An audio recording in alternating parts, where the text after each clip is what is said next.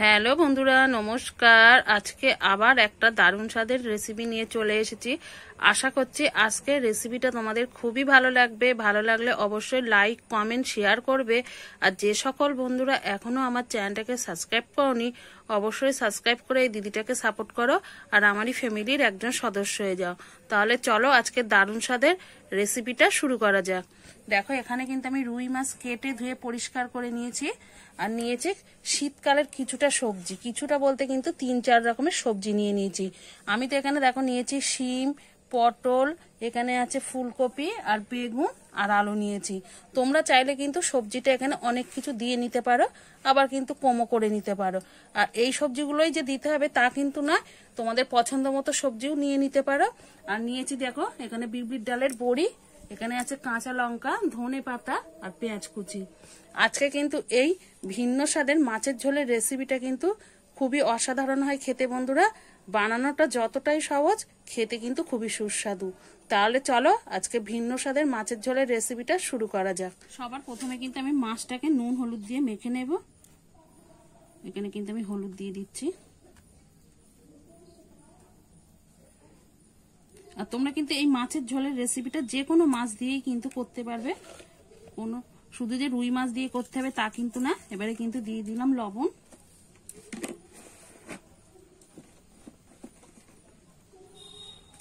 আর একটু কিন্তু ঝাল লঙ্কার গুঁড়ো দিয়ে দিচ্ছি।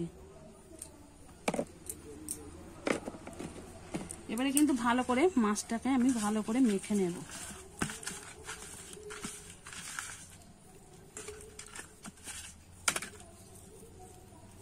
এইভাবে কিন্তু মেখে নিতে হবে। একটা একটা মাছের পিস কিন্তু খুব ভালো মতো করেই কিন্তু সবকিছু মেখে নিতে হবে।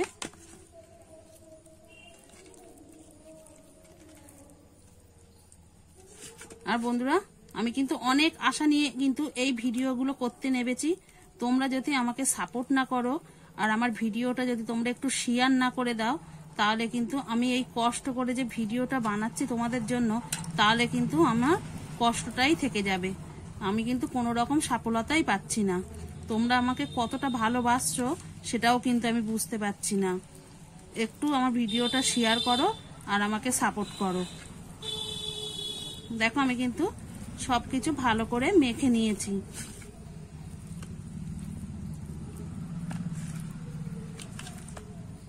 দেখো সব মাছগুলো কিন্তু আমি ভালো করে লঙ্কা, লবণ দিয়ে, হলুদ দিয়ে কিন্তু ম্যারিনেট করে নিয়েছি। এইভাবে এবার রেখে দেবো, উনুনটা ধরাবো। আমি কিন্তু উনুনটা ধরিয়ে কড়াইয়ের মধ্যে কিন্তু তেলটা দিয়ে দিচ্ছি। তেলটা কিন্তু ভালো মতো গরম হয়ে গেছে। তেলটা একটু আমি নেড়ে নেব। এবারে কিন্তু মাছটা দিয়ে দেব।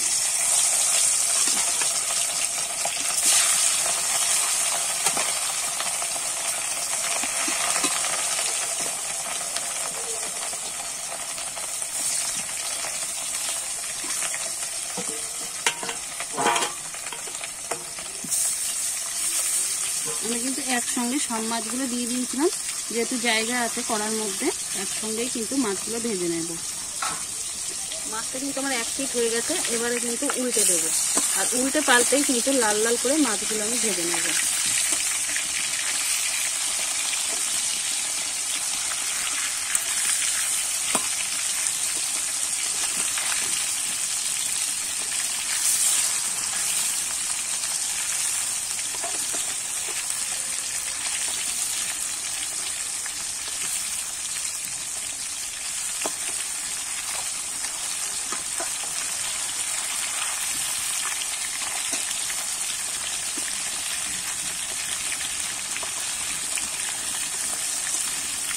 এইভাবে কিন্তু উল্টে পাল্টে লাল লাল করে মাছগুলো লাল লাল করে ভেজে নিয়েছি। এবারে কিন্তু তুলে নেব।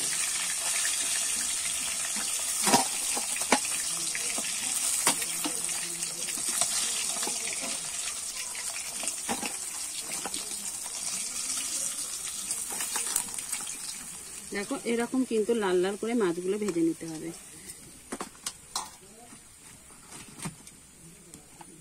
এবার একে একে কিন্তু আমি সবজিগুলো ভেজে নেব।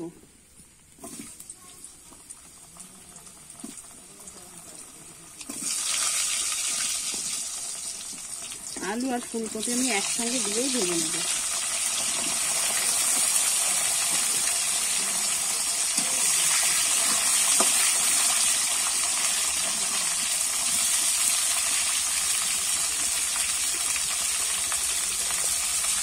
আমি সামান্য একটু লবণ দিয়ে দিচ্ছি, যেহেতু আলু ফুলকপিটা তাড়াতাড়ি একটু নরম হয়ে যাবে।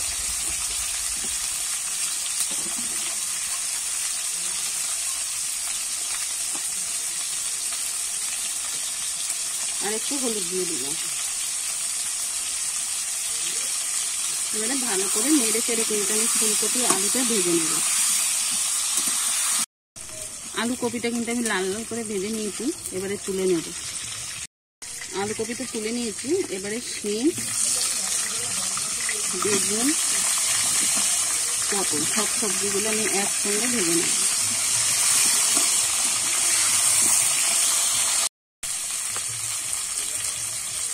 একটু অল্প করে লবণ দিয়ে দেব, দিয়ে দেবো হলুদ গুঁড়ো, দিয়ে ভালো করে নেড়ে চেড়ে লাল লাল করে সবজিগুলো ভেজে নেব। দেখো এখানে কিন্তু আমি পটল, শিম আর বেগুনটা কিন্তু ভালো করে ভেজে নিয়েছি, এবারে কিন্তু তুলে নেব। এবারে ওই তেলেতেই কিন্তু আমি বড়িগুলো ভেজে নেব। এটা কিন্তু বিউলির ডালের বড়ি, তোমরা যে কোনো ডালের বড়ি কিন্তু মাছের ঝোলে দিতে পারো, আবার না দিলেও কিন্তু কোনো অসুবিধা হবে না।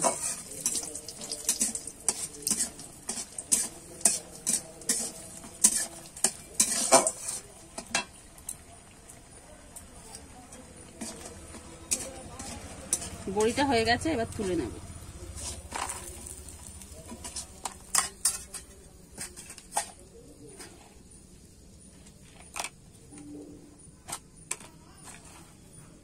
ফোড়নে দিয়ে দেবো 5 ফোড়ন,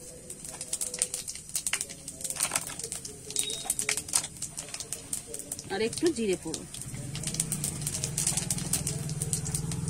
এবারে দিয়ে দেবো পেঁয়াজ কুচি,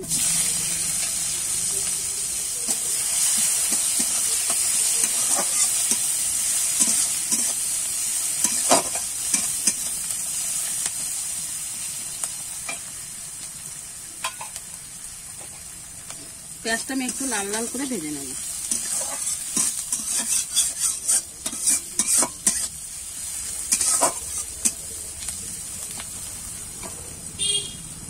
এবারে দিয়ে দেব ঝালের জন্য, দেখো এখানে 5-7টা কিন্তু কাঁচা লঙ্কা আমি চিড়ে নিয়েছি, সেটাই দিয়ে দেবো।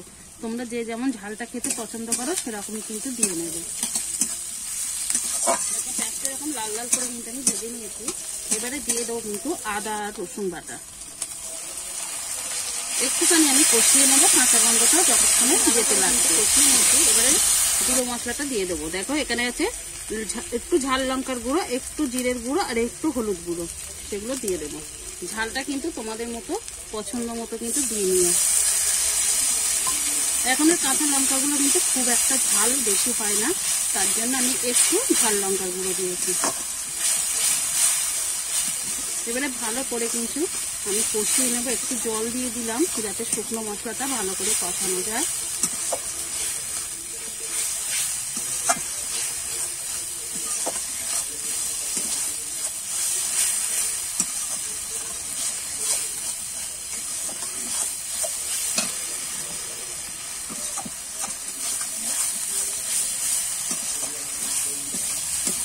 মশলাটা কিন্তু আমি ভালো করে কষিয়ে নিয়েছি।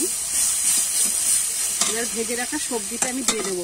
এখনই কিন্তু এর মধ্যে আছে পটল, আলু আর কিন্তু কপিটা। এখনই কিন্তু আমি এর মধ্যে বেগুনটা আর শিমটা দেবো না, যেহেতু ওটা নরম সবজি, দিলে কিন্তু গলে যাবে, ওটা আমি একটু পরেই দেবো।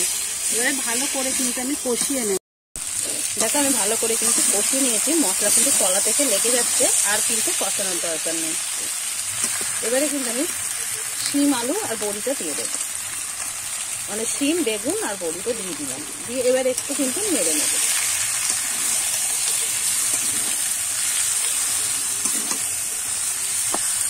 শিম বেগুনটা দিয়ে কিন্তু খুব বেশি কষানোর দরকার নেই, একটুখানি নাড়াচাড়া দিলেই হয়ে যাবে। এবারে কিন্তু আমি পরিমাণ মতো জলটা দিয়ে দেবো। খুব বেশি কিন্তু জলটা দেবো না, যতটুকুনি দরকার, কেন কপি বা আলু সবকিছুই কিন্তু অর্ধেকের বেশি কিন্তু সিদ্ধ হয়ে গেছে কষাতে কষাতে। ওর জন্য কিন্তু ঝোলটা তোমরা যেমনই রাখবে দরকার সেরকমই কিন্তু জলটা দিয়ে নেবে। এবারে ভালো করে কিন্তু আমি ফুটিয়ে নেব। ঝোল কিন্তু ফুটে উঠেছে, এবারে কিন্তু আমি লবণটা দিয়ে দেব। তোমরা কিন্তু কষার সময়ও দিতে পারো, কিন্তু আমি এখন কিন্তু লবণটা দিলাম, কেননা ভাজার সময় কিন্তু সবকিছুর মধ্যে লবণ দেওয়া ছিল, দিয়েই কিন্তু আমি ভাজাটা ভেজেছি, তার জন্য কিন্তু এখন পরিমাণ বুঝে দিতে হবে। আর আমি কষার সময় লবণটা দিতে পারতাম, কিন্তু কি বলতো কপি টপি গুলো কিন্তু খুব বেশি গলে যেত লবণটা দিলে, ওই জন্য কিন্তু আমি লবণটা কষার সময় দিইনি। এই ঝোল ফুটে উঠলেও কিন্তু দিলে হবে, তোমরা চাইলে কষার সময়ও দিতে পারো।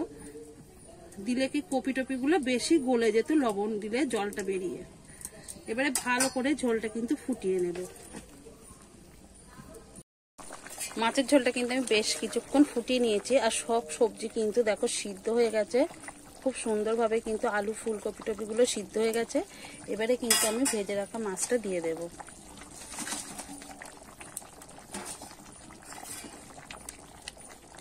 এবার মাছটা দিয়ে আমি অল্প একটু, মানে খুব বেশিক্ষণ না, 1 মিনিট মতো কিন্তু ফুটিয়ে নেব। মাছের ঝোলটা কিন্তু ভালো করে ফুটিয়ে নিয়েছি, এবারে একটু হালকা হাতে নেড়ে দেব।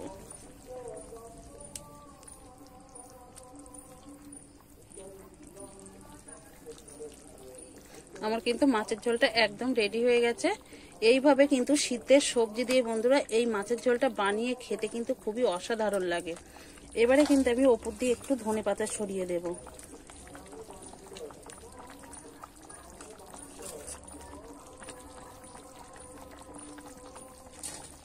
আর কিন্তু আমি জাল করব না, এবারে কিন্তু একটা পাত্রে নাবিয়ে নেব। নাবিয়ে তোমাদের দেখাচ্ছি মাছের ঝোলটা কেমন হয়েছে।